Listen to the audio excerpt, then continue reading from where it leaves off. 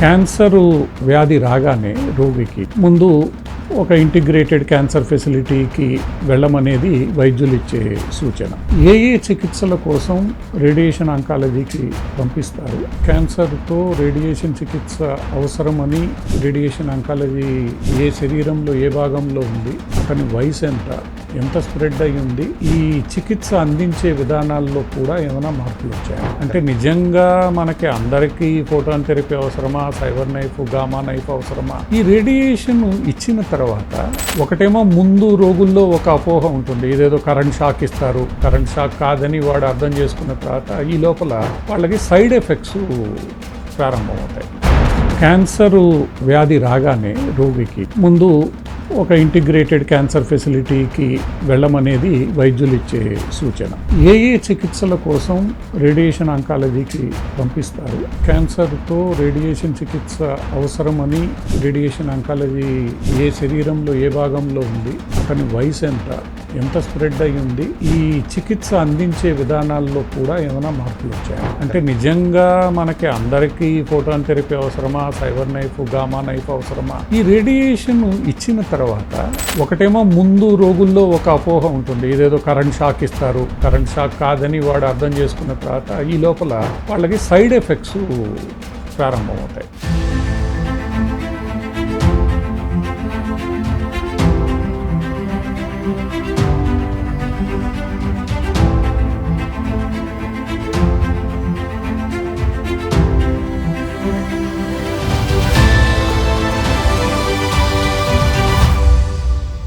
PMC ప్రేక్షకులకు స్వాగతం. ఈరోజు క్యాన్సర్ చికిత్సకు సంబంధించిన పలు అంశాలపై సంభాషించడానికి మనతో పాటు డాక్టర్ జి దిలీప్ కుమార్ గారు, HOD radiation oncology, Basavatarakam Indo American cancer hospital వారు అందుబాటులో ఉన్నారు. వారిని అడిగి క్యాన్సర్ చికిత్స, ముఖ్యంగా రేడియేషన్ ఆంకాలజీ ఈ చికిత్సలో ఎలా పనిచేస్తుంది, ఏ విధంగా చికిత్సను అందజేస్తారు, ఎలాంటి క్యాన్సర్లకు చికిత్స అందజేయడం జరుగుతుంది అంటే పలు అంశాలను మనం తెలుసుకునే ప్రయత్నం చేస్తాం. డాక్టర్ గారు నమస్కారం అండి. నమస్కారం అండి. ఇప్పుడు క్యాన్సరు వ్యాధి రాగానే రోగికి ముందు ఒక ఇంటిగ్రేటెడ్ క్యాన్సర్ ఫెసిలిటీకి వెళ్ళమనేది వైద్యులు ఇచ్చే సూచన. Medical oncology, radiation oncology, surgical ఆంకాలజీతో పాటు ఇతర విభాగాలన్నీ ఒక చోట ఉండేవి. దానివల్ల చికిత్స కాంప్రహెన్సివ్గా అందించడానికి వీలవుతుంది అని అంటారు. సో అటువంటి పరిస్థితుల్లో ఒక రోగి రేడియేషన్ ఆంకాలజీకి పంపించబడ్డప్పుడు ఏ చికిత్సల కోసం రేడియేషన్ ఆంకాలజీకి పంపిస్తారు, పంపించిన తర్వాత మనం ఎటువంటి చికిత్స అందజేస్తాం, అందజేసే ముందు ఎటువంటి పరీక్షలు చేస్తాం? ఒకసారి నిర్ధారణ పరీక్ష అయిన తర్వాత, అంటే బయాప్సీ చేశారు, ఫలానా క్యాన్సర్ అని తేలిన తర్వాత దానికి సంబంధించిన టెస్టులు ఇంకా ఏమన్నా చేయటానికి చూస్తాం. కారణం ఏంటి అంటే క్యాన్సర్ అనేది చాలామందికి మనకు తెలిసింది వేరే చోటికి స్ప్రెడ్ అయ్యే అవకాశం ఉంది. సో వీటిని మెటాస్టాటిక్ వర్కప్ అంటాం. సో దానికి సంబంధించిన టెస్టులు మామూలుగా పాత రోజుల్లో అయితే ప్రతి భాగానికి సిటీ స్కాన్ కానీ ఎంఆర్ఐ కానీ చేయడం అవుతుంది. కానీ గత 5 ఏళ్ళ నుంచి చూసుకుంటే పెట్ స్కాన్ అనేది బాగా అవైలబుల్ ఉంది. సో హోల్ బాడీ స్కానింగ్ ఒకసారే మనకి అర్థమైపోతుంది ఏం జరుగుతుంది అనేది. ఇది మెయిన్గా. సో రేడియేషన్ అనేది మనం తల దగ్గర నుంచి కాలు వరకు తీసుకుంటే ప్రతి భాగంలోనూ దాని అవసరం అనేది ఖచ్చితంగా ఉంటుంది. ఒక క్యాన్సర్ పేషెంట్కి లైఫ్ టైంలో 80% టైం రేడియేషన్ అవసరం పడుతుంది. అది ఏదో ఒక రూపంలో అవనివ్వండి. జనరల్గా మనం ట్రీట్మెంట్ గురించి మాట్లాడినప్పుడు క్యూరేటివ్ ట్రీట్మెంట్ అంటాం, అంటే రాడికల్ రేడియేషన్ అనేది. అడ్జువెంట్ ఆర్ నియో అడ్జువెంట్ అంటాం. అంటే క్యూరేటివ్ ఆపరేషన్ కానీ కీమోథెరపీ చేసే ముందు ట్రీట్మెంట్ చేసేదాన్ని నియో అడ్జువెంట్ అంటాం. లేకపోతే ఆపరేషన్ చేసిన తర్వాత ట్రీట్మెంట్ చేసేదాన్ని అడ్జువెంట్ రేడియేషన్ అంటాం. నెక్స్ట్ ఏంటంటే పాలియేటివ్ రేడియేషన్, అంటే బాగా విపరీతమైన నొప్పులు ఉన్నాయి, లేకపోతే క్యాన్సర్ బ్రెయిన్కి స్ప్రెడ్ అయిపోయింది, అప్పుడు కూడా తలనొప్పి, ఫిట్స్ వస్తున్నాయి, భరించలేకుండా ఉన్నారంటే అప్పుడు రేడియేషన్ అవసరం. సో మీరు అడిగిన క్వశ్చన్కి ఎప్పుడైతే డయాగ్నోసిస్ అయింది, సో బ్రెయిన్ ట్యూమర్ తీసుకుందాం మొదలు. బ్రెయిన్ ట్యూమర్ అంటే మనకు తెలిసింది ఖచ్చితంగా ఆపరేషన్ చేయాలి. ఆపరేషన్ చేసిన తర్వాత అది ఏ రకం బ్రెయిన్ ట్యూమర్ అనేది మనకు తెలుస్తుంది.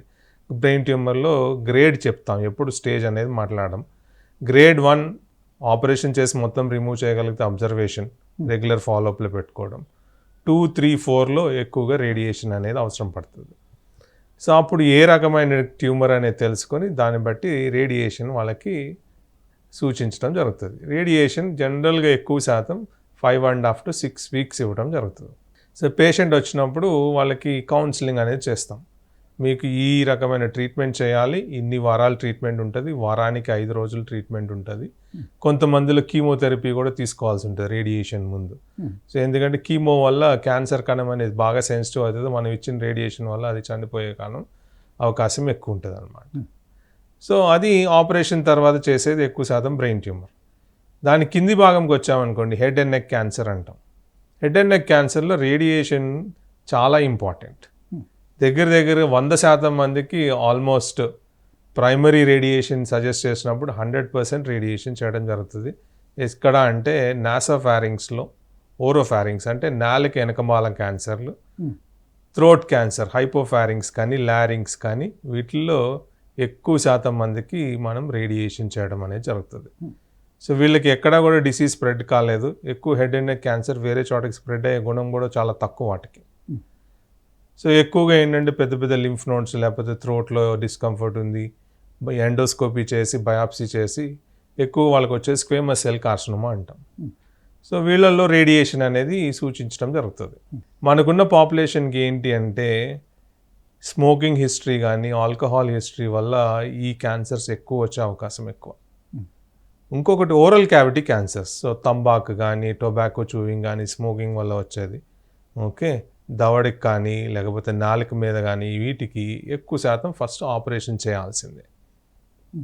తర్వాత వాళ్ళకున్న హిస్టోపెథాలజీ రిపోర్ట్లో హై రిస్క్ ఫీచర్స్ బట్టి ఎక్కడైనా స్ప్రెడ్ అయిందా లింఫ్ నోడ్స్కి, ట్యూమర్ ఏమన్నా బాగా పెద్దగా ఉందా, గ్రేడ్ ఏమన్నా ఎక్కువగా ఉందని చెప్పి అప్పుడు వాటికి రేడియేషన్ చేయడం జరుగుతుంది. హెడ్ అండ్ నెక్ క్యాన్సర్స్లో ఎక్కువగా 6 నుంచి 7 వారాలు రేడియేషన్ చేయడం జరుగుతుంది. కానీ ఇప్పుడు ప్రత్యేకం చూస్తుంది ఏంటంటే లాస్ట్ 1 సంవత్సరం 2 సంవత్సరాల నుంచి వయసు పైబడిన వాళ్ళకి కూడా బాగా వస్తున్నాయి. 75, 87 వాళ్ళలో కూడా క్యాన్సర్ కనపడతా ఉంది ఈ హెడ్ అండ్ నెక్ క్యాన్సర్స్. ఇవి ఏంటంటే మనం ట్రీట్మెంట్ చేయకపోతే వాళ్ళకి మొత్తం గొంతు బూడిపోయి అసలు తినలేకపోతారు. శ్వాస వెళ్ళే దాని మీద బాగా ప్రెషర్ పడింది అనుకో, గాలి తీసుకోవడం కష్టం అవుతుంది. సో వాళ్ళని వదిలేయలేం, మనం ట్రీట్మెంట్ చేయాల్సిందే. సో దానికి ప్రత్యేకంగా ఏం స్టడీ చేశారంటే డ్యూరేషన్ ఏమైనా తగ్గించుకోవచ్చా. 7 వారాలంటే వాళ్ళకి కష్టం, వారానికి 5 రోజులు వచ్చి చేయించుకొని పోవడం. సో వీళ్ళకి ఏం చేస్తాం, 4 weeks ట్రీట్మెంట్ చేస్తాం. మరీ ఎక్కువ వయసు ఉన్న వాళ్ళకి ఏంటంటే వారానికి 5 రోజులు ఇచ్చే బదులు 4 రోజులు ఇచ్చి 5 వారాలు చేస్తాం. సో ఇట్లా చేసినందువల్ల వాళ్ళు ట్రీట్మెంట్ కంప్లీట్ చేయగలుగుతున్నారు. ఓకే, సో ప్లస్ వాళ్ళకి క్యాన్సర్ నుంచి ఏవైతే బాధలు ఉంటాయో అవి ఉపశమనం కనపడతా ఉన్నాయి, జబ్బు క్లియర్ అవుతూ ఉంది. సో వాళ్ళకి ఉన్నంత లైఫ్ మనం ఇప్పుడు ఏంటంటే ఓన్లీ జబ్బు తగ్గించడమే కాదు, ఉన్నా కూడా క్వాలిటీ ఆఫ్ లైఫ్ అనేది చాలా ఇంపార్టెంట్. సో దీని గురించి ఏంటి, మనం అడ్వాన్స్ రేడియేషన్ యూస్ చేసుకోవడం జరుగుతుంది. ఒక వ్యక్తి క్యాన్సర్తో రేడియేషన్ చికిత్స అవసరమని రేడియేషన్ ఆంకాలజీ డిపార్ట్మెంట్కి వస్తే ఆ వ్యక్తికున్న వ్యాధి ఏ శరీరంలో ఏ భాగంలో ఉంది, అతని వయసు ఎంత స్ప్రెడ్ అయి ఉంది, ఈ పారామీటర్స్ అన్నీ ఆధారంగా మనం చికిత్సని డిసైడ్ చేయడం జరుగుతుంది. రెండవది డిసైడ్ చేసిన తర్వాత అది ఎంత ఇవ్వాలి, ఎన్ని వారాలు ఇవ్వాలి, ఏమిటి అనేది తదుపరి డిసైడ్ చేస్తారు మీరు. ఈ రెండిటితో పాటు ఇప్పుడు అంటే మనము రేడియేషన్ ఆంకాలజీలో గత దశాబ్ద కాలంగా ఉన్న డెవలప్మెంట్స్ ఇవన్నీ చూస్తే, ఎందుకంటే రేడియేషన్ ఇప్పుడు మీరు 6 వారాలు, 8 వారాలు, 12 వారాలు, 20 వారాలు డిసైడ్ చేస్తున్నారు సందర్భాన్ని బట్టి. గత దశాబ్ద కాలంగా ఈ విభాగంలో జరిగిన అభివృద్ధి అంటే టెక్నాలజికల్ అడ్వాన్స్మెంట్స్ చూస్తే మనకి ఈ చికిత్స అందించే విధానాల్లో కూడా ఏమైనా మార్పులు వచ్చాయా? చాలా మార్పులు వచ్చాయి. సో ఎట్లా చూసుకోవాలంటే 2000 సంవత్సరం ముందు, 2000 తర్వాత, ఓకేనా. అంతకుముందు ఎక్కువ శాతం ఏంటి అంటే మనకి కన్వెన్షనల్ రేడియేషన్ అనేది ఇచ్చేవాళ్ళం, కోబాల్ట్ మెషిన్ మీద ఎక్కువగా యూజ్ చేసేవాళ్ళం. ఎప్పుడైతే లీనియర్ యాక్సిలరేటర్ అంటాం, ఓకేనా, అది ఎప్పుడైతే అందుబాటులోకి వచ్చిందో దగ్గర 2002, 2003లో అప్పుడే ఇండియాలోకి స్టార్ట్ అవ్వడం జరిగింది. అప్పుడు కూడా ఫస్ట్ టైం బసవతారకంలోనే 2 మెషిన్స్ ఇన్స్టాల్ చేశారు లీనియర్ యాక్సిలరేటర్స్ అనేది. సో వచ్చిన తర్వాత నెక్స్ట్ డెవలప్మెంట్ వచ్చేసి ఎంఎల్సి, మల్టీ లీఫ్ కాలిమేటర్ అంటాం. సో దానిలో ఏంటంటే గ్యాంట్రీ అంటాం, దాని హెడ్ లోపలే చిన్న చిన్న లీవ్స్ లాగా ఉంటాయి.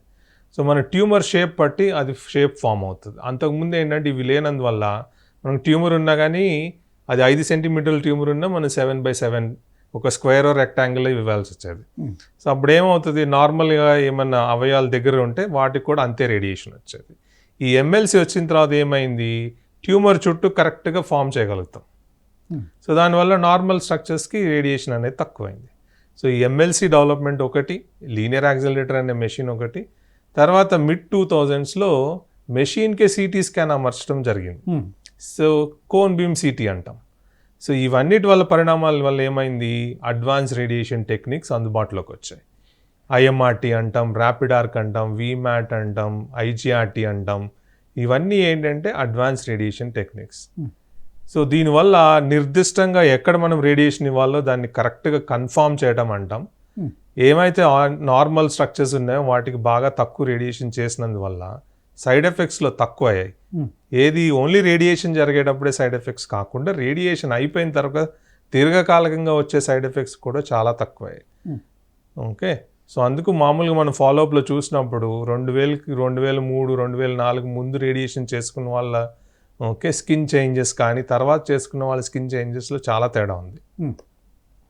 సో మెయిన్ సైడ్ ఎఫెక్ట్స్ అనేది బాగా తగ్గాయి ఈ కొత్త రేడియేషన్ టెక్నిక్స్, ఈ కొత్త మెషిన్స్ అడ్వాన్స్మెంట్ అవ్వడం వల్ల. ఇప్పుడు ఈ మధ్యకాలంలో మనకి ఇంకా కొన్ని పదాలు క్యాన్సర్ చికిత్సకు సంబంధించి అందుబాటులోకి వస్తున్నాయండి. గామా నైఫ్, సైబర్ నైఫ్, అంటే మేము రేడియేషన్ మిషన్ ఉపయోగించే మేము సర్జరీ చేసేస్తాము అనేది. అంతేకాకుండా ఇప్పుడు ఫోటాన్ థెరపీతో చేస్తున్నాం అడ్వాన్స్డ్ ఇది అని చెప్పి అని.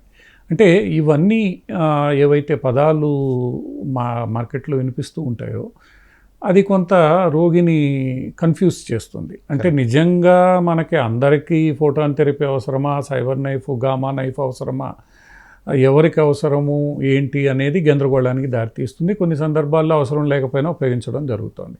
సో కరెక్ట్గా ఈ మొత్తం టెక్నికల్ ల్యాడర్లో ఈ ఏవైతే ఉన్నాయో ఎక్విప్మెంట్స్ ఏది ఎందుకు ఎప్పుడు వాడాలి అన్నది ఏమైనా మనం నిర్ధారించుకోవచ్చా అంటే పేషెంట్లకి? సో గామా నైఫ్ అని పేరు ఎందుకు వచ్చిందంటే ఆ మెషిన్లో కోబాల్ట్ సోర్స్లు ఉంటాయి. ఇప్పుడున్న దాంట్లో అయితే 196, అసలు పాత దాంట్లో అయితే 203 అట్లా ఉండేది. సో కోబాల్ట్ అనే రేడియో న్యూక్లియైడ్ ఎమిట్ చేసేది గామా రేస్. ఓకే, సో దాన్ని ఏంటంటే స్పెసిఫిక్గా మనం వాడేది స్టీరియోటాక్టిక్ రేడియో సర్జరీ అంటాం. సర్జరీ చేయాలంటే కత్తి వాడతాం. అంత పదం పెద్ద గుర్తుపెట్టుకోవడం కష్టమని కాబట్టి గామా రేస్ ప్రొడ్యూస్ చేసే మెషిన్ కాబట్టి దానికి గామా నైఫ్ అని పేరు పెట్టారు. సైబర్ నైఫ్ అది ఏంటి అంటే ఒక రొబాటిక్ ఆర్మ్. ఒక ఫిజిసిస్ట్ మర్సిడీస్ బెంజ్ ఫ్యాక్టరీకి ఎక్కడికి వెళ్తే రోబోట్లు అమరుస్తూ ఉంటాయి ఫ్యాక్టరీలో కార్ డోర్స్ని. అది చూసి దీనికి నేను లీనియర్ యాక్సిలరేటర్ అనేది పెడితే దీంతో నేను రేడియేషన్ ఇచ్చాను అనుకోండి ఎట్లా అనేది. సో దానికి అడ్వాంటేజ్ ఏంటంటే మన చెయ్యి 6 డైరెక్షన్సే తిరగలుగుతుంది, కానీ రోబోట్ అయితే ఎన్ని విధాలైనా తిరిగి ఇవ్వగలుగుతుంది. సో ఆ స్పేషియల్ అడ్వాంటేజ్ వల్ల నార్మల్ స్ట్రక్చర్స్ని అవాయిడ్ చేసి రేడియేషన్ ఇవ్వటం అనేది ఒకటి. సో దానికి సైబార్గ్ అనేది చెయ్యి కదా, సో సైబర్ నైఫ్ అక్కడ కూడా వాడేది. ప్రోటాన్ ఎందుకు వాడతామంటే మనం ప్రోటాన్ అనే పార్టికల్ని జనరేట్ చేసి దాన్ని రేడియేషన్ ఇవ్వడం జరుగుతుంది. సో దీనిలో అడ్వాంటేజ్ ఏంటి అంటే ఎక్స్రేకి ఎంతైతే వెళ్ళిందో బయటకు కూడా ఒక 10% 5% ఎంట్రీ అంటాం, ఎగ్జిట్ అంటాం. ప్రోటాన్లో ఏంటంటే ఎంట్రీ ఉంటుంది, ఎగ్జిట్ 0. ఎక్కడైతే రేడియేషన్ ఇవ్వాలో 100% అక్కడ ఇచ్చేసి 0 అయిపోతుంది. సో దానివల్ల ఎగ్జిట్ డోస్ అనేది ఉండదు. సో గామా నైఫ్ బ్రెయిన్లో బినైన్ ట్యూమర్స్లో ఎక్కువ వాడతారు. ఓకే, శ్వానోమా అంటాం, పిట్యూటరీ అడినోమా అంటాం, ఆర్టీరియో వీనస్ మాల్ఫార్మేషన్స్ అంటే మంచి రక్తం చెడు రక్తం తీసుకెళ్లేది 2 కణాలు వేరే ఉంటాయి మనకి బ్లడ్లో, కానీ అవి కలిసిపోయినప్పుడు దానివల్ల వాళ్ళకి ఇబ్బంది ఎక్కువ అవుతుంది, ఫిట్స్ రావడం కానీ ఒక్కొక్కసారి బ్లీడింగ్ కూడా జరగడం అవన్నీ జరుగుతుంది. సో ఎవరికైతే బాగా క్రిటికల్ స్ట్రక్చర్స్ దగ్గరగా ఉన్నాయి, ఒక రేడియేషన్ ప్లాన్ చేస్తున్నాం అన్నప్పుడు గామా నైఫ్కి చాలా ప్రిసిషన్ ఉంటుంది, మిగతా ఏ మెషిన్తో పోల్చుకున్నా దానిలో హైయెస్ట్ ప్రిసిషన్. ఓకే, సో దాన్ని ఎవరు మనం తీసేయలేం. సైబర్ నైఫ్కి మనం రెగ్యులర్గా ఇప్పుడు వాడే మెషిన్ ఏంటి, ఎక్స్రేస్. సో దీన్ని ఎక్స్ నైఫ్ అని కూడా పిలవచ్చు. రెగ్యులర్ రీనల్ యాక్సిలరేటర్స్ ఉంటుంది. సో రెండిటికి ఆల్మోస్ట్ సేమ్ ఉంటుంది. కానీ నేను చెప్పినట్టు బేస్ ఆఫ్ స్కల్, చాలా నరాల దగ్గర ఉన్నాయి, చాలా క్రిటికల్ స్ట్రక్చర్స్ ఉన్నాయి. మనకి దీనిలో ఏంటంటే నిర్దిష్టంగా ఒక ప్లేన్, 2 ప్లేన్లు, 3 ప్లేన్లు వాడుకొని రేడియేషన్ ఇవ్వచ్చు. కానీ రోబోట్ ఉన్నందువల్ల హ్యాండ్ ఇంకా ఎక్కువ ప్లేన్స్ వాడుకోవచ్చు. ఓకే, సో దానికి సైబర్ నైఫ్ వాడతారు. సో రేడియేషన్ ఇవ్వడానికి ఏ మెషిన్ అయినా వాడచ్చు, కాస్ట్ బట్టి. ఓకే, నిర్దిష్టంగా ఏది ఉపయోగం ఏది అనేది చూసుకోవాలి. ఎందుకంటే కాస్ట్ ఎఫెక్టివ్నెస్ అనేది చాలా ఇంపార్టెంట్ కూడా. ప్రోటాన్ అనేది చిన్నపిల్లల్లో బాగా ఉపయోగం ఎక్కువ. ఎందుకంటే వాళ్ళకి ఇప్పుడు ఫర్ సపోజ్ మెడుల్లో బ్లాస్టోమా అంటాం. సో వాళ్ళలో బ్రెయిన్ ట్యూమర్ అది ఒక రకమైంది. కానీ దానికి ఒక గుణం ఏంటంటే స్పైనల్ కార్డ్లో కూడా స్ప్రెడ్ అయ్యే అవకాశం ఎక్కువ. ఉన్నా లేకపోయినా కొంత సమయం మనం రేడియేషన్ మొదట ఫేజ్ 1 అంటాం. స్పైనల్ కార్డ్ మొత్తానికి రేడియేషన్ చేయాలి, బ్రెయిన్ మొత్తానికి. సో దీన్ని క్రేనియో స్పైనల్ ఇరాడియేషన్ అంటారు. సో అంత బాడీ రేడియేషన్ చేస్తున్నప్పుడు మిగతా అవయవాలకి రేడియేషన్ చాలా తక్కువ రావాలి. ఎందుకంటే వీళ్ళలో క్యూర్ అయ్యి వాళ్ళు సర్వైవ్ అయ్యేదానికి అవకాశం ఉంటుంది. సో మనం మాట్లాడుకున్నట్టు క్వాలిటీ ఆఫ్ లైఫ్ని పాడు చేయకూడదు. సో అప్పుడు ప్రోటాన్ వల్ల ఉపయోగం బాగా ఎక్కువ. అట్లా కొన్ని స్పెసిఫిక్ కండిషన్స్కి కొన్ని మెషిన్స్ బాగా ఉపయోగపడతాయి. అలా అని మనం కాస్ట్ని పక్కకు తీసేసి ప్రతి ఒక్కరిని పెట్టేస్తామంటే ఇప్పుడు ప్రోటాన్ యావరేజ్ కాస్ట్ వచ్చేసి ఇప్పుడు 8.5 నుంచి 37.5 లక్షలు ఉంటుంది. సైబర్ నైఫ్ అయినా అంతే 6 to 8 lakhs అవ్వచ్చు ట్రీట్మెంట్. జీవన సంజీవిని కార్యక్రమంలో ఒక చిన్న విరామం.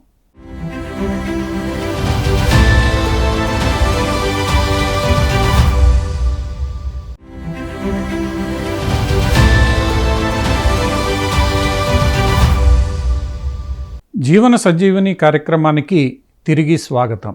అంటే ఇక్కడ కాస్ట్ కన్నా కూడా మనం కాస్ట్ గురించి మాట్లాడేదానికన్నా అవసరం ఎంతవరకు ఉంది, కరెక్ట్, అంత అవసరం లేనప్పుడు మనం దాన్ని అంటే స్పెసిఫిక్గా అవసరం అన్నప్పుడు ఏ చికిత్సకి ఏది అవసరమో దాన్నే వాడుకోవాలి. అంతేగాని ఏదో ఉంది కదా అని చెప్పి దాన్ని అన్నిటికీ వాడితే దానివల్ల పెద్దగా. ఉదాహరణ చెప్తాను, బ్రెస్ట్ క్యాన్సర్ ఉంది, రొమ్ము చిన్న గడ్డ వరకు తీస్తారు, రొమ్ము అంతా తీయలేదు, ఎర్లీ స్టేజ్ ఉంది, కాకపోతే వాళ్ళకి రేడియేషన్ ఇవ్వాలి. సో వీళ్ళల్లో 3-dimensional కన్ఫార్మల్ రేడియేషన్ లేకపోతే ఫార్వర్డ్ IMRTలో వచ్చిన రేడియేషన్ వల్ల వచ్చిన డోస్ డిస్ట్రిబ్యూషన్ నార్మల్ అవయవాలకి చాలా తక్కువ రేడియేషన్ వెళ్తుంది. కాకపోతే వీళ్ళల్లో ఏంటంటే నాకు అవైలబుల్ ఉంది, నేను అడ్వాన్స్ రేడియేషన్ చేస్తాను అంటే IMRT, IGRT, VMATలు చేస్తే అక్కడ లంగ్కి రేడియేషన్ డోస్ ఎక్కువ వస్తుంది. ఓకే, సో చాలా సందర్భాలు ఉన్నాయి, బెస్ట్ ఇన్ ద వరల్డ్ చేయించుకుంటాం, కానీ ఆ టెక్నిక్ వల్ల మనకి నష్టాలు ఎక్కువ జరగవచ్చు. సో అది ఏది ఉపయోగం, ఎంతవరకు ఫైన్ బ్యాలెన్స్ చేసుకోవాలి. ట్రీట్మెంట్ అన్నిటితోనూ చేయొచ్చు, కాకపోతే దాని నుంచి వచ్చే సైడ్ ఎఫెక్ట్స్ ఏంటి, దానివల్ల వచ్చే దుష్పరిణామాలు ఏంటి అనేది కూడా చూసుకొని ఏది అవసరం అనేది అది ప్లాన్ చేసుకోవాలి. ఇప్పుడు రేడియేషన్ విషయానికి వచ్చేసరికి మనం అవసరమైన వాళ్ళకి అంటే సర్జరీ చేసిన తర్వాత అక్కడ అవయవం మీద ఏదైనా ఇంకా మిగిలి ఉంటే తగ్గించడానికి కానీ, ఎక్స్పాండ్ అయిన తర్వాత రెడ్యూస్ చేయడానికి కానీ, ఇలా రకరకాల అవసరాల్లో మనం రేడియేషన్ అవసరాన్ని బట్టి సైకిల్స్ అవి డిసైడ్ చేసి ఇప్పుడు మీరు చెప్పినట్లు ఏ మిషన్ అయితే బాగుంటుంది, ఏది చెయ్యాలి, ఇదంతా మనము ప్లాన్ చేసి వాళ్ళకి రేడియేషన్ ఇస్తాం. ఈ రేడియేషన్ ఇచ్చిన తర్వాత ఒకటేమో ముందు రోగుల్లో ఒక అపోహ ఉంటుంది, ఇదేదో కరెంట్ షాక్ ఇస్తారు అన్న ఒక అపోహతో భయంతో వాళ్ళు వస్తారు. కరెంట్ షాక్ కాదని వాడు అర్థం చేసుకున్న తర్వాత ఈ లోపల వాళ్ళకి సైడ్ ఎఫెక్ట్స్ ప్రారంభమవుతాయి. ఈ సైడ్ ఎఫెక్ట్స్ కూడా ఒక పద్ధతిలో ఉండవు, ఒక్కొక్క వ్యక్తికి ఒక్కొక్క విడిగా ఉండే ఇది ఉంటుంది. ఎందుకంటే ఈ చర్చ జరుగుతూ ఉంటుంది. అంటే ఈ సైడ్ ఎఫెక్ట్స్ ఎందుకు వస్తాయి, ఎందుకు ఒక్కొక్కళ్ళకి ఒక్కొక్క రకంగా ఉంటాయి? అదే, సో చాలామంది చెప్పొచ్చేది ఏంటంటే రేడియేషన్ అనే ట్రీట్మెంట్ ఏంటంటే పాతకాలంలో జనాలకు అర్థం అవ్వాలి కాబట్టి కరెంట్ చికిత్స అని చెప్పేవారు. కానీ ఇప్పుడు నేను ఒకటే చెప్తాను అందరికీ, ఛాతీ ఎక్స్రే తీసుకున్నప్పుడు మనకేమన్నా తెలుస్తుందా?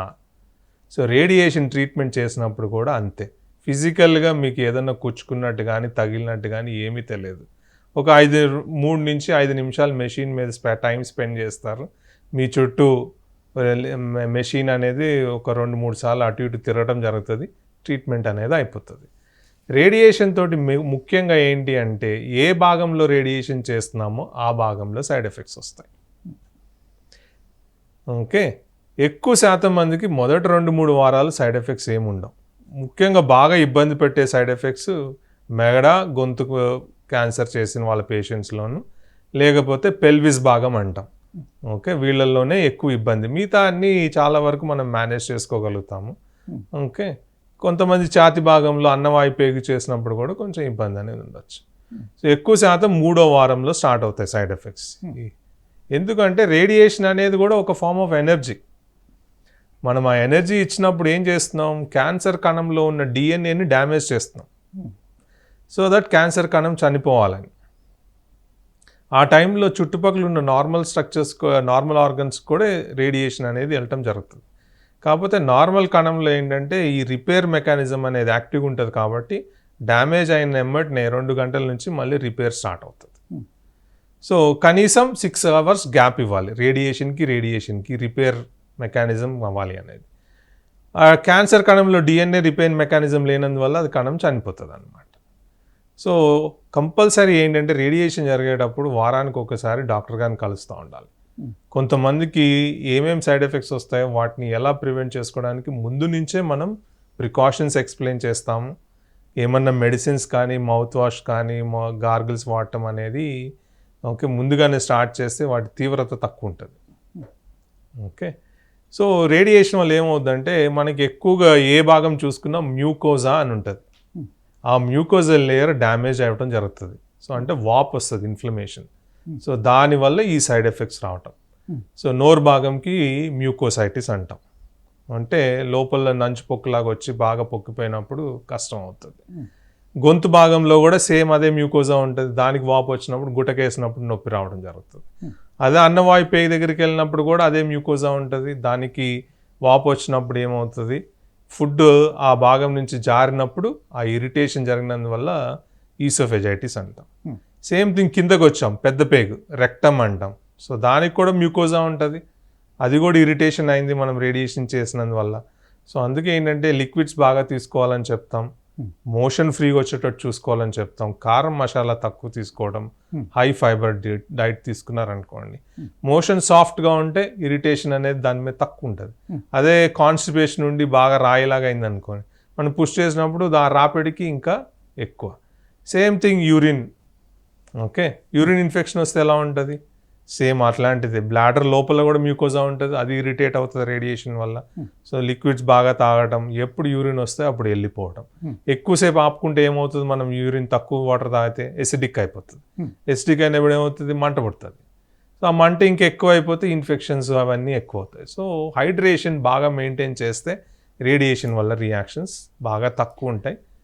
దానికి సంబంధించిన ఎప్పుడైతే ఇబ్బంది అనిపిస్తుందో అప్పుడే డాక్టర్ని ఇమీడియట్గా కలిశారనుకోండి, దానికి తగ్గట్టు సిమ్టమాటిక్ మేనేజ్మెంట్ చేస్తూ ట్రీట్మెంట్ అనేది కంప్లీట్ చేయడం జరుగుతుంది. అంటే ఇది ప్రాణాంతకంగా మారే పరిస్థితి అయితే ఉండదు, ఇరిటేట్ చేస్తుంది, కొంత ఇబ్బందికి గురి చేస్తుంది, అంతే కదా. ఒక ముఖ్య విషయం ఏంటంటే మనం రేడియేషన్ ట్రీట్మెంట్ ఎప్పుడు నిర్దిష్ట సమయంలో కంప్లీట్ చేయడానికి ట్రై చేస్తాం. కారణం ఏంటంటే ఇప్పుడు సర్వైకల్ క్యాన్సర్ తీసుకుంటే 52 days to 54 days మనం ఏదైతే ట్రీట్మెంట్ స్టార్ట్ చేస్తామో వాళ్ళకి మొత్తం ట్రీట్మెంట్ ఆ టైంలో అయిపోవాలి.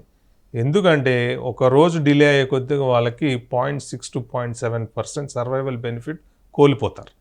హెడ్ అండ్ నెక్ క్యాన్సర్లో కూడా సేమ్ 72 రోజుల్లో ట్రీట్మెంట్ కంప్లీట్ చేయడం. సో అందుకు డాక్టర్ని కలుస్తూ ఉంటే సైడ్ ఎఫెక్ట్స్ ముందుగా చిన్నగా ఉన్నప్పుడే పట్టుకొని వాళ్ళకి సిమ్టమాటిక్ ట్రీట్మెంట్ కరెక్ట్గా కంప్లీట్ చేసి ఈ టైంలో కంప్లీట్ చేస్తారనుకోండి, వాళ్ళకి ఆ జబ్బు క్యూర్ అయ్యే అవకాశం కూడా ఎక్కువ ఉంటుంది. అంటే మధ్యలో ఆపేస్తే ఒకవేళ వదిలి వెళ్ళిపోతే ఏమవుతుందండి? వదిలి వెళ్ళిపోతే మనకి రావాల్సిన రిజల్ట్ రాదు. ఓకే, సో చాలామంది ఏంటంటే ఇంక నేను పెట్టించుకోలేదని చెప్పి వెళ్ళిపోతారు 3 weeks or 4 weeks రేడియేషన్ అయిన తర్వాత. ఎక్కువ శాతం ఎలా ఉంటాయంటే లాస్ట్ 3-4 రేడియేషన్లే బాగా రెసిస్టెంట్ ఉన్న పాపులేషన్ని కిల్ చేయడానికి ఉపయోగపడతాయి. ఆ లాస్ట్ ప్లస్ స్క్వేమస్ సెల్ కార్సినోమాకి ఎప్పుడు ట్యూమర్ డబులింగ్ టైం అని మాట్లాడతాం. కరెక్ట్గా ట్యూమర్ ఏంటంటే 28 రోజుల్లో డబుల్ అవుతుంది కొన్ని స్క్వేమస్ సెల్ కార్సినోమాస్. సో ఆ టైంలో బ్రేక్ వచ్చింది అనుకో, మనం ఎంతైతే తగ్గించామో ఇనీషియల్ మళ్ళీ డబుల్ అయి పెరుగుతుంది. ప్లస్ ఇంకోసారి రేడియేషన్ ఇచ్చిన తర్వాత కొన్ని రోజులు మళ్ళీ నేను 4 నెలల తర్వాత వస్తాను మిగతా కంప్లీట్ చేస్తా అంటే ముందు ఇచ్చిన దానివల్ల ఉపయోగం పోయింది. ఇప్పుడు ట్రీట్మెంట్ చేద్దామన్నా కానీ ముందు ఆల్రెడీ కొంత ఇచ్చి రేడియేషన్ వల్ల డ్యామేజ్ జరిగింది. సో ఆ డ్యామేజ్ రికవర్ అవ్వడానికి మళ్ళీ టైం తీసుకుంటుంది. సో మళ్ళీ ఫుల్ డోస్ అనేది ఇవ్వలేం. సో ఎట్లాగా డిసీజ్ క్యూర్ చేయడానికి వీలు పడదు. అంటే చివరి ప్రశ్న, ఈ క్యాన్సర్ వస్తే ఇంకా చనిపోవడమే ఇది ఒక పెద్ద అపోహ మన భారతదేశంలో. ఇప్పుడు టెక్నాలజికల్గా we are in well advance stage, మందులు బాగున్నాయి, మీరు చెప్పినట్లు రేడియేషన్ ట్రీట్మెంట్ టెక్నికల్లీ అప్డేటెడ్ ఉంది. సో ఈ సర్వైవల్ రేట్ అనేది ఎంత, అంటే ఈ రోజుల్లో గతంలో పోలిస్తే ఈ రోజుల్లో ఎంత ఉంది? అంటే మనం పేషెంట్కి ఎంత ధైర్యంగా చెప్పొచ్చు, మీరు ఖచ్చితంగా మనం మీ జీవితాన్ని సాధారణంగా గడపచ్చు?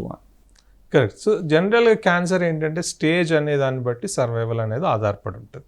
స్టేజ్ 1 వాళ్ళకి ఎప్పుడైనా 85 to 95% సర్వైవల్, స్టేజ్ 2 వాళ్ళకి 70 to 85%, స్టేజ్ 3 వాళ్ళకి 50 to 60, స్టేజ్ 4 వాళ్ళకి ఉన్న స్టేజ్ బట్టి ఇప్పుడున్న అడ్వాన్స్మెంట్ బట్టి కొంతమంది ఈవెన్ 5 to 10% కూడా క్యూర్ అయ్యేదానికి అవకాశం ఉంటుంది ఎప్పుడు.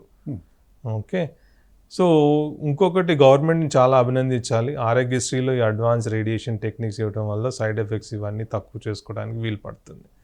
ముఖ్యంగా ఏంటంటే ఏదైనా ఇబ్బంది ఉన్నప్పుడు వైద్య సలహా తీసుకోవడం అనేది చాలా ఇంపార్టెంట్. ఎర్లీ స్టేజ్లో ఐడెంటిఫై చేస్తే క్యూర్ అవడం అనేది. నేనే చెప్తాను, 15 సంవత్సరాల క్రితంతో పోలిస్తే ఇప్పటికి క్యాన్సర్తో సర్వైవ్ అయ్యే పేషెంట్స్ ఇప్పుడు నా ఓపీలోనే ఉన్నారు. ఒకప్పుడు ఏంటంటే 3 years 4 years ఫాలోఅప్ చూస్తేనే చాలా గొప్ప అనుకునేవాళ్ళం. అట్లాంటిది ఇప్పుడు కనీసం వారంలో నేను ఒక 20 మందినైనా చూస్తాను 8 years 10 years 12 years ఫాలోఅప్ వచ్చేవాళ్ళు. ఓకే. సో అంటే మన ట్రీట్మెంట్ వల్ల చాలా ఇంప్రూవ్మెంట్స్ పెరిగాయి. మెయిన్ ఎక్కడ పెరిగాయి? ట్రీట్మెంట్ ఇంటరప్షన్స్ తగ్గిపోయాయి మనం ఇచ్చే టెక్నిక్ వల్ల.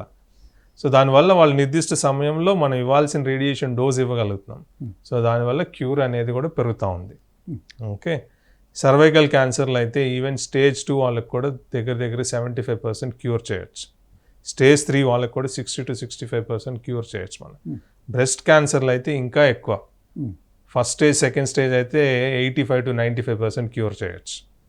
స్టేజ్ 3లో కూడా ఇది ఇంచుమించు 60 to 70% క్యూర్ చేయొచ్చు మనం.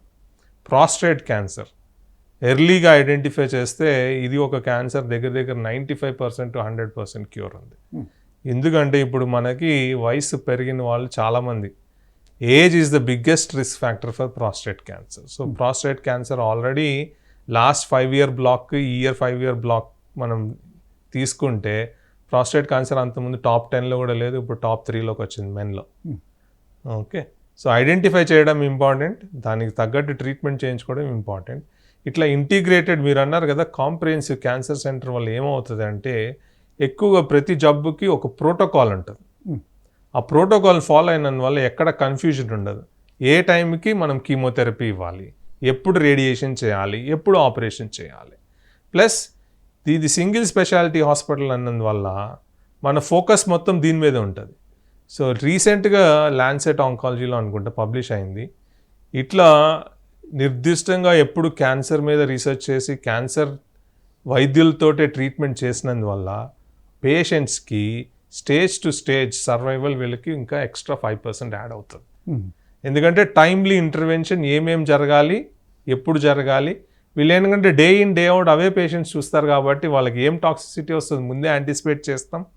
దాన్ని ఎలా మనం ట్రీట్ చేయాలి ముందుగానే సివియర్ అయ్యే లోపలే దాన్ని తగ్గించుకోవడానికి ప్రయత్నం చేస్తాం. సో వీటన్నది వల్ల సర్వైవల్ అనేది ఒక గత 10-15 సంవత్సరాల క్రితం ఇప్పటికి పోలిస్తే మాత్రం చాలా ఇంప్రూవ్మెంట్. అంటే ఓవరాల్ అన్ని స్టేజెస్ కలుపుకోండి, ఒకప్పుడు 30% అనుకుంటే స్టేజ్ 1 to 4 ఇప్పుడు వీఆర్ అట్ అరౌండ్ 55 to 60%, అంటే డబుల్ చేయగలిగాం. చాలా అంటే రోగి త్వరగా గుర్తించి సరైన వైద్య నిపుణుల దగ్గరికి, అది కూడా క్యాన్సర్ వైద్య నిపుణులకి చేరుకుని చికిత్స ఆటంకాలు లేకుండా పూర్తి చేసుకోగలిగితే సర్వైవల్ రేటు ఈరోజు క్యాన్సర్ని నయం చేసుకోవడానికి చాలా ఛాన్సు పెరుగుతోంది అనేది ఈరోజు డాక్టర్ గారి ద్వారా మనం తెలుసుకున్న అంశం. అందువల్ల క్యాన్సర్ రోగం వస్తే భయపడకుండా సరైన వైద్య నిపుణుల్ని సంప్రదించి అన్ని చికిత్సలు అందుబాటులో ఉన్న వైద్యశాలకు వెళ్ళి చికిత్సను ఎటువంటి ఆటంకం లేకుండా తీసుకోగలిగితే ఈ రోజున్న అత్యాధునిక పరిజ్ఞానం, అత్యాధునికమైన మందుల వలన ఈ క్యాన్సర్ రోగాన్ని నయం చేసుకోవచ్చు. ఒకవేళ నయం చేసుకోలేకపోయినా కూడా మనం సాధారణ జీవనాన్ని గడిపేలా ఈ చికిత్సను అదుపులో పెట్టుకోవచ్చు. ఇంతటి ఒక మంచి విషయాన్ని మనకు తెలియజేసిన డాక్టర్ దిలీప్ కుమార్ గారికి ధన్యవాదాలు తెలియజేస్తూ నేటి ఈ కార్యక్రమాన్ని ఇంతటితో ముగిద్దాం. రేపు మరొక కార్యక్రమంలో కలుద్దాం. అంతవరకు పిఎంసి ప్రేక్షకులకు సెలవు.